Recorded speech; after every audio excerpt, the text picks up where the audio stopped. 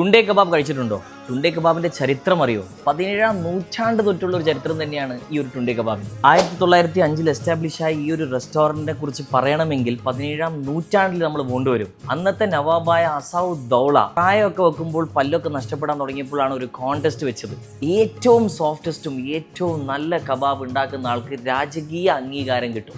അങ്ങനെയാണ് ടുണ്ടേ കബാബിന് ജനനം വെച്ചത്. ഷാറുഖ് ഖാൻ, ആമിർ ഖാൻ, രൺബീർ കപൂർ എന്നിവ സെലിബ്സ് ഒക്കെ ഈ കടയിൽ പോയി കഴിച്ചിട്ടുണ്ട്. ഉത്തർപ്രദേശിന്റെ തലസ്ഥാന നഗരമായ ലക്നൌവിലാണ് ഹാജി മുറാദ് അലി എന്നൊരു വ്യക്തി ഈ ഒരു കബാബ് സൃഷ്ടിക്കുന്നത്.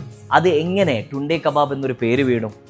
പുള്ളിയുടെ ചെറുപ്രായത്തിൽ പട്ടം പറപ്പിക്കുമ്പോൾ ഒരു അപകടമുണ്ടായി. ടെറസിന്റെ മുകളിൽ നിന്ന് വീണിട്ട് പുള്ളിക്ക് ഒരു കൈ നഷ്ടമായി, ഇടത് കൈ. ഈ കൈ നഷ്ടപ്പെട്ട ആൾക്കാരെ ടുണ്ടേ എന്നാണ് വിളിക്കപ്പെടുന്നത് ഉത്തർപ്രദേശിൽ.